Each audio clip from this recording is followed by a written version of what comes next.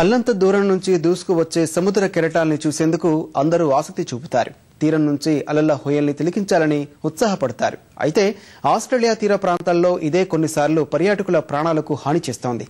తీర ప్రాంతాల్లోనికి వచ్చే సొరచేపలు వారిపై దాడికి దిగుతున్నాయి.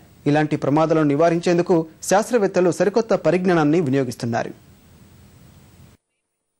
సముద్ర జీవుల్లో ఎంత వైవిధ్యం కనిపిస్తుందో ఆదమరిస్తే కొన్నిసార్లు వాటితో అంతే ప్రమాదము పొంచి ఉంటుంది. సాగర జీవుల్లో పెద్దవైన తిమింగిలాలు, సొరచేపలు సాధారణంగా తీర ప్రాంతాల్లోకి రావు. కొన్నిసార్లు మాత్రం అవి తీర ప్రాంతాల్లోకి రావడమే గాక ప్రమాదకరమైన దాడులకు దిగుతున్నాయి. వాటిపై యుద్ధం చేస్తున్న ఆస్ట్రేలియా శాస్త్రవేత్తలు ఇందుకోసం సరికొత్త పరిజ్ఞానాన్ని వినియోగిస్తున్నారు.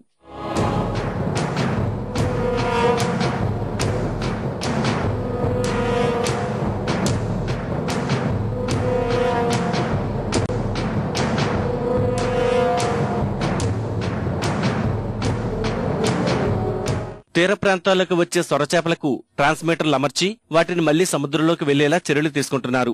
ఈ భారీ చేపలు తీరం వైపు వస్తుంటే వెంటనే ఈ ప్రసరణ యంత్రాలు సంజ్ఞలు పంపుతాయి. అవి తీరానికి కొన్ని వందల మీటర్ల దూరంలో ఉండగానే సంజ్ఞలు కంప్యూటర్లకు చేరతాయి. వాటిని గమనించిన వెంటనే అధికారులు తీరంలోని భద్రతా సిబ్బందికి సమాచారం ఇస్తే వారు పర్యాటకులను అప్రమత్తం చేసి షార్కులు మళ్లీ తీరానికి దూరంగా వెళ్లేలా చేస్తారు. ఇదంతా క్షణాల్లో జరుగుతుందని చెబుతున్నారు.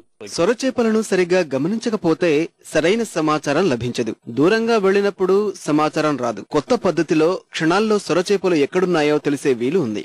ఆస్ట్రేలియా అధికారులు ఇప్పటి వరకు పడవలపై గస్తీ తిరగడం, హెలికాప్టర్ల ద్వారా సొరచేపల ఆచూకీ కనిపెట్టడం వంటి పద్ధతులు పాటిస్తున్నారు.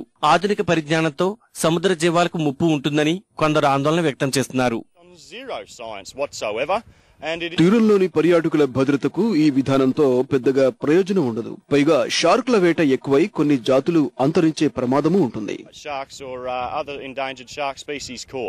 2 ఏళ్లుగా ఆస్ట్రేలియాలో జరిగిన షార్క్ దాడుల్లో 6 పర్యాటకులు మృతి చెందారని అధికారులు ప్రకటించారు. కొత్త విధానం ద్వారా పర్యాటకులకు మెరుగైన భద్రత లభిస్తుందని, పర్యాటక రంగం అభివృద్ధి చెందుతుందని చెబుతున్నారు.